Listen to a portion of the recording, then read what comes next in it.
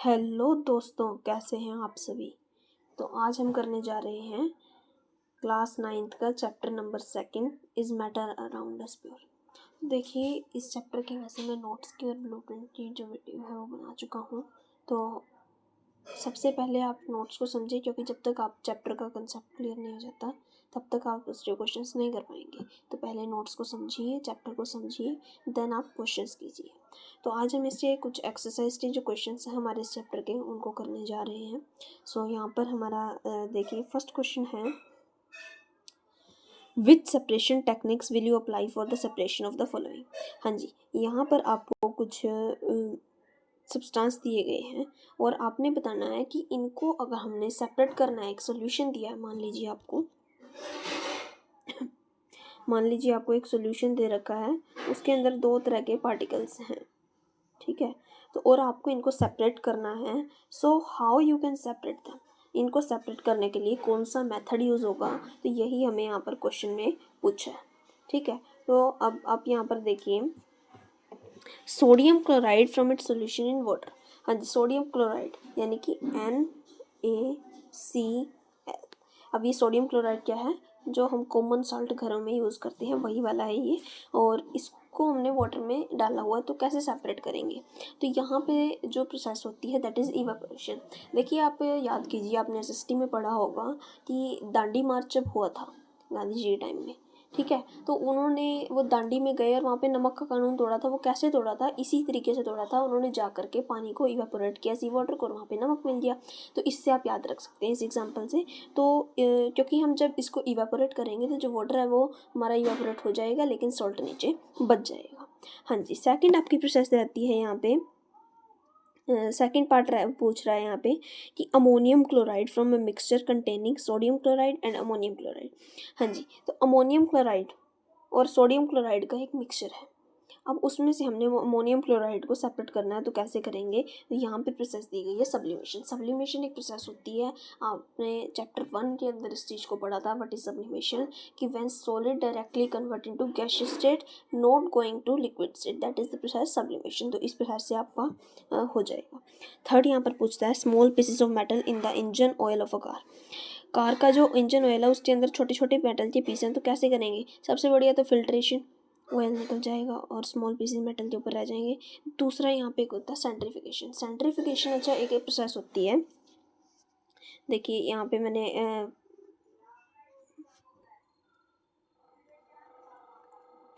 ठीक है, चलो मैं समझा देता हूँ आपको।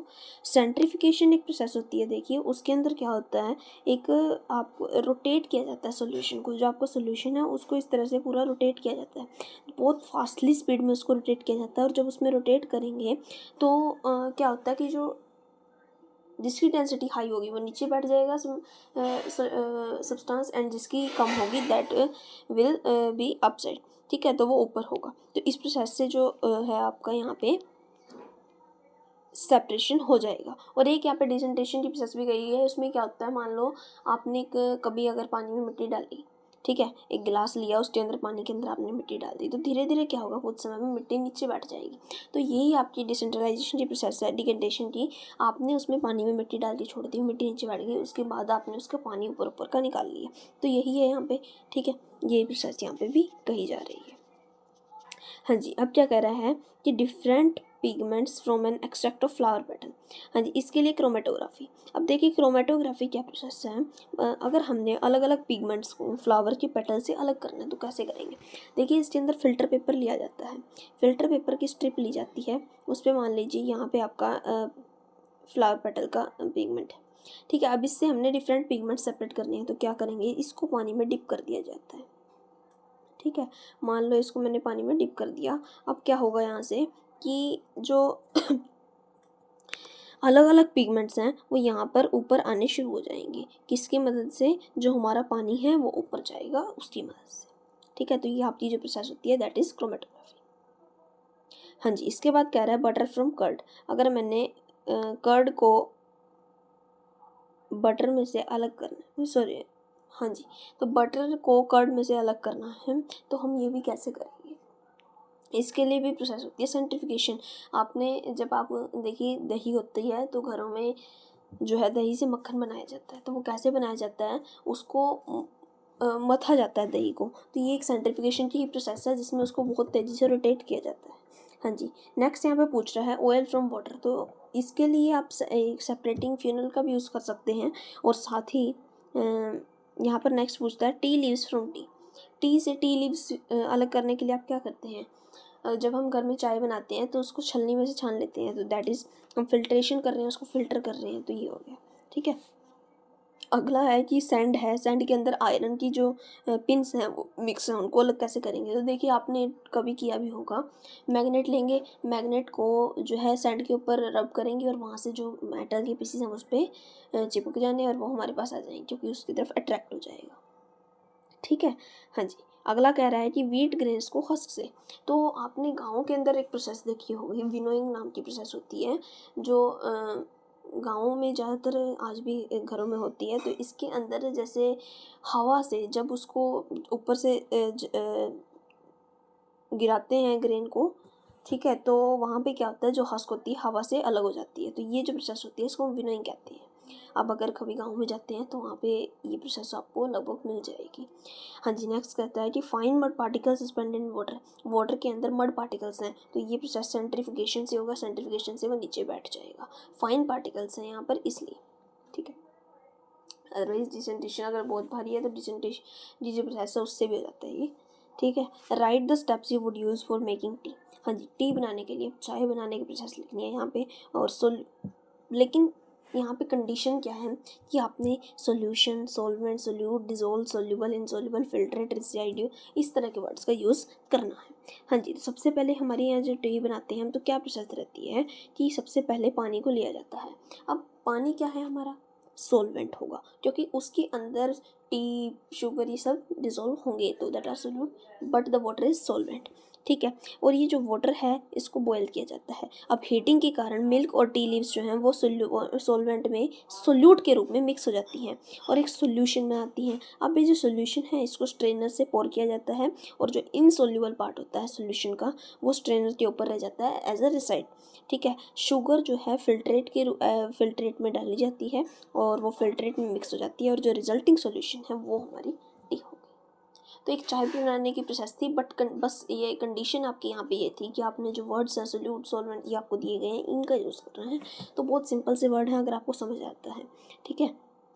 अगर आप इनको वर्ड्स को समझना चाहते हैं तो ये हमने नोट्स वाली वीडियोज़ में सब वर्ड्स का मीनिंग बताया है, वहाँ आप समझ सकते हैं। हाँ जी, नेक्स्ट यहाँ पे क्वेश्चन कहता है Pragya tested the solubility of 3 different substance at different temperature.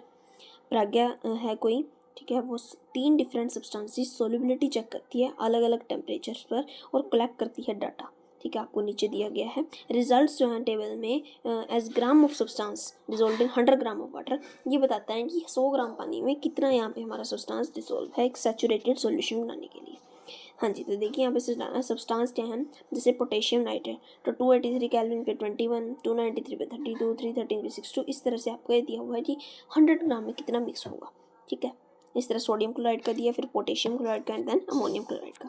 अब यहाँ से क्वेश्चन क्या पूछता है कि पोटेशियम नाइट्रेट का कितना मास जो है चाहिए ताकि एक सैचुरेटेड सॉल्यूशन पोटेशियम नाइट्रेट का 50 ग्राम ऑफ वाटर में 313 केल्विन पे बनाया जा सके। हाँ जी, अब देखिए सबसे पहले बात इससे हुई है पोटेशियम नाइट्रेट की, यानी फर्स्ट सब्सटेंस थी, और टेम्परेचर कितना है 313। तो देखो यहाँ पे मुझे कहा गया था पहले, यहाँ पे हमें पहले ही कहा गया था कि जो हम यहाँ पे देखिए, हाँ जी इसको छोटा कर लेते हैं थोड़ा। तो यहाँ पे पहले ही बताया गया है, इन्होंने क्वेश्चन किए कि ये जो इनकी मास दिया गया है तो ये as according to 100 gram of water है। तो यहाँ पे हमने 50 ग्राम ऑफ वाटर के अकॉर्डिंग बताना है, तो बहुत ही आसान है। हाँ जी, यहाँ पे देखिए, अब देखो 100 ग्राम में यहाँ पे 62 ग्राम दिया हुआ है, तो 50 ग्राम में कितना हो जाएगा, 62 का हाफ हो जाएगा। हाँ जी, देखो समझो इसको, 313 केल्विन पर हमें दिया गया है कि जो पोटेशियम नाइट है वो 62 ग्राम है इन 100 ग्राम ऑफ वाटर। तो 50 ग्राम ऑफ वाटर में कितना होगा, अगर वाटर हाफ हुआ है तो ये भी हाफ हो जाएगा, तो यहाँ पे 31 हमारा आंसर है। थोड़ा सा लॉजिकल है। मैथमेटिक्स तो देखिए साइंस में यूज़ होती ही है, तो अगर आप इसको ध्यान से समझेंगे तो कोई दिक्कत वाली बात नहीं है। टेम्परेचर का ध्यान रखिए, सब्सटेंस का नेम जो दिया उसका ध्यान रखिए, एंड देन आपको 100 ग्राम के अकॉर्डिंग दिया, 50 ग्राम के अकॉर्डिंग निकाल दो, आगे तो फिर मैथ है।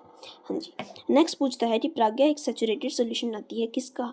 पोटेशियम क्लोराइड का वाटर में 353 केल्विन पर, और सॉल्यूशन को छोड़ देती है कूल होने के लिए रूम टेम्परेचर पर। तो क्या देखेगी वो जब सॉल्यूशन ठंडा हो जाएगा तो उसको क्या देखने को मिलेगा? जो पोटेशियम क्लोराइड की अमाउंट है जो कि पानी में मिक्स हुई थी सैचुरेटेड सॉल्यूशन बनाने के लिए, वो टेम्परेचर के साथ इंक्रीज होगी। तो जो सॉल्यूशन कूल होगा तो कुछ पोटेशियम क्लोराइड जो है प्रेसिपिटेट हो जाएगी सॉल्यूशन के बाहर। हाँ जी, देखो यहाँ पे क्या है, जब हमारा सब्सटेंस हीट था उस समय उसकी जो सॉल्युबिलिटी थी वो ज़्यादा थी, उसके अंदर ज़्यादा सब्सटेंस आ गया, लेकिन जैसे जैसे वो कोल हुआ तो उसकी सॉल्युबिलिटी कम होती गई और जो हमें पोटेशियम क्लोराइड था वो थोड़ा थोड़ा बाहर आता गया। ठीक है, अब नेक्स्ट रहता है कि हर एक साल्ट की 293 केल्विन पर सॉल्युबिलिटी बतानी है और कौन सा साल्ट जो है उसकी हाईएस्ट सॉल्युबिलिटी इस टेम्परेचर पर होगी। हाँ जी, तो देखिए यहाँ पे दिया गया पोटेशियम नाइट्रेट 32 ग्राम है, सोडियम क्लोराइड 36 ग्राम है, और हर एक का जो है 100 ग्राम वाटर में है और 293 केल्विन पे है। ठीक है, पोटेशियम नाइट्रेट 32 ग्राम बोला, sodium chloride 36, potassium chloride 35, ammonium chloride 37। तो यहाँ पे साफ दिख रहा है कि अमोनियम क्लोराइड की सॉल्युबिलिटी जो है ज़्यादा है, जो उसी टेम्परेचर पर सबसे ज़्यादा मिक्स हो रहा है। ठीक है, हाँ जी, नेक्स्ट क्वेश्चन पूछता है कि what is the effect of change of temperature on the solubility of salt.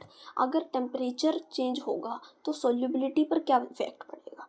हाँ जी, सॉल्युबिलिटी जो है साल्ट की वो टेम्परेचर के साथ इंक्रीज होती है। अगर टेम्परेचर कम होगा तो सॉल्युबिलिटी बढ़ेगी, सॉरी, टेम्परेचर बढ़ेगा तो सॉल्युबिलिटी बढ़ेगी, टेम्परेचर कम होगा तो सॉल्युबिलिटी भी कम हो जाएगी। हाँ जी, अब आ जाता है हमारा fourth question. Explain the following giving examples. Saturated solution क्या होता है? तो देखो, सॉल्यूशन जिसके अंदर और सोल्यूट नहीं मिक्स हो सकता, नहीं डिजोल्व हो सकता। हमने ये इसीलिए मैं कह रहा था कि आप नोट्स पहले समझ लीजिए, क्योंकि सभी वर्ड्स हम चैप्टर में समझ चुके हैं, तो जब तक कंसेप्ट क्लियर नहीं होगा आप क्वेश्चंस को नहीं समझ पाएंगे। सैचुरेटेड सॉल्यूशन, सॉल्यूशन होता है सोल्यूट एंड सॉल्वेंट का मिक्सचर, लेकिन सैचुरेटेड क्या है? एक ऐसा सॉल्यूशन जिसके अंदर सोल्यूट को और डिजोल्व नहीं किया जा सकता, इनफ सोल्यूट उसके अंदर डिजोल्व हो चुका है। ठीक है, नेक्स्ट पूछता है प्योर सब्सटेंस क्या होता है? एक प्योर सब्सटेंस है जिसके अंदर एक ही तरह का पार्टिकल है, for example water, sugar, salt. Colloid क्या होता है? कोलॉइड एक हेट्रोजीनियस मिक्सचर है जिसके पार्टिकल जो हैं सॉल्यूशन जितने स्मॉल नहीं होते, लेकिन इतने स्मॉल होते हैं कि ये नेक्ड आई से नहीं दिख सकते। ठीक है, और जब एक बीम ऑफ लाइट इनसे पास करेंगे तो लाइट हमें विजिबल होगी, और इसके बारे में हमने एग्जांपल पढ़ा था मिल्क। ठीक है, भले हमें, और इसकी एक और खासियत होती है कलर की कि हमें दिखता ये होमोजीनियस है बट होता हेट्रोजीनियस है। जैसे हम मिल्क को वाटर में डाल देंगे तो वो पूरा मिक्स हो जाएगा, लगेगा तो होमोजीनियस ही, बट है वो कैसा? हेट्रोजीनियस। सस्पेंशन क्या होता है? सस्पेंशन होता है, देखिए, कि जिसके अंदर हेट्रोजीनियस मिक्सचर है और विजिबल भी होगा हेट्रोजीनियस ही। ठीक है, और इसके अंदर से भी जो है आपका टिंडल इफेक्ट दिखेगा, और इसके हमने एग्जांपल पढ़ा था मड इन वाटर। ठीक है, नेक्स्ट कहता है कि हमें बताना है कि होमोजीनियस है हेट्रोजीनियस है। देखिए, सोडा वाटर है, ये क्या होगा? हमारा होमोजीनियस होगा क्योंकि बिल्कुल डिजोल्व हो जाएगा। वुड है, ये हमारी हेट्रोजीनियस होगी। एयर होमोजीनियस, ठीक है। सोयल हेट्रोजीनियस रहेगी। विनेगर हमारा होमोजीनियस रहेगा, और फिल्टर टी भी हमारी, फिल्टर टी है ना, अगर टी कहता तो हेट्रोजीनियस, बट यहाँ फिल्टर टी, टी फिल्टर कर दी गई है, देन यहाँ होमोजीनियस हो गया। हाँ जी, अब बात आती है, एक नोट दिया आपको नीचे कि प्योर एयर होमोजीनियस है लेकिन पोल्यूटेड एयर हेट्रोजीनियस में आएगी। क्लियर है? ठीक है, हाँ जी, नेक्स्ट क्वेश्चन देखिए अब। How would you confirm that a colourless liquid given to use pure water? मान लो आपको एक कलरलेस लिक्विड दे दिया, आपको कैसे पता लगेगा कि वो प्योर है या नहीं? तो आपने क्या करना है, कलरलेस लिक्विड का सैंपल लेना है और उसको स्टोव पे रखना है और बॉयल करना स्टार्ट कर देना है 100 डिग्री सेल्सियस पर। अगर वो 100 डिग्री सेल्सियस पर बॉयल करना स्टार्ट कर दे, that means it is pure, क्योंकि प्योर लिक्विड की, जो प्योर लिक्विड होता है उसका बॉइलिंग पॉइंट 100 है, बट अगर वो कम या ज़्यादा पे करे, इट मीन्स कि उसके अंदर सोल्युबिलिटी, सोल्यूबल वह नहीं, आपका सॉरी, प्योर नहीं है, वो इम्प्योर है, क्योंकि प्योर जो वाटर होता है आपका, उसकी हमेशा सोल्युबिलिटी, सॉरी, जो बॉइलिंग रेट है वो आपका 100 डिग्री सेल्सियस पर ही हमेशा रहता है। नेक्स्ट क्वेश्चन पूछता है कि which of the following material fall in the category of pure substance. हाँ जी, इनको बस कैटेगरी में डालना है कि प्योर कौन सा है, इम्प्योर कौन सा है। तो ये आप खुद भी कर सकते हैं, जैसे आइस आपका हो गया, आयरन हो गया, hydrochloric acid, calcium oxide, mercury आपके प्योर में आ जाएंगे और बाकी जो है इम्प्योर में आ जाएंगे। ठीक है, अब बताना है कि कौन सा जो है मिक्सचर है। अब सोयल आपका क्या होगा, मिक्सचर होगा, सी वाटर आपका मिक्सचर होगा। ठीक है, एक सेकेंड रुकिए। Identify the solution among the following mixtures. अच्छा, सॉल्यूशन कौन सा है यहाँ पे हमें ये बताना है। तो सॉल्यूशन क्या होगा, जब सॉल्यूटर सॉलिड मिलेंगे। अब सोयल है, सोयल में क्या है, सोयल तो खुद ही वो है, ठीक है, सब्सटेंस है। तो सी वाटर है, उसके अंदर वाटर प्लस साल्ट है, तो इट मीन्स ये सॉल्यूशन है। एयर हमारा सॉल्यूशन है, सोडा वाटर हमारा सॉल्यूशन है। ठीक है, कोल और सोयल जो है ये तो हमारे खुद में ही एक सब्सटेंस है, that are not solution. Clear है। अब आता है कि टिंडल इफेक्ट कौन दिखाएगा। टिंडल इफेक्ट कौन दिखाते हैं, कोलोइडल और सस्पेंशन, ये दो दिखाते हैं, आपका सोल्यूशन नहीं दिखाएगा। तो आपका यहाँ पे मिल्क दिखाएगा और स्टार्च सॉल्यूशन यहाँ पे आपको जो है टिंडल इफेक्ट शो करेगा, बिकॉज बोथ आर कोलोइड्स, दोनों ही हमारे कोलोइड हैं।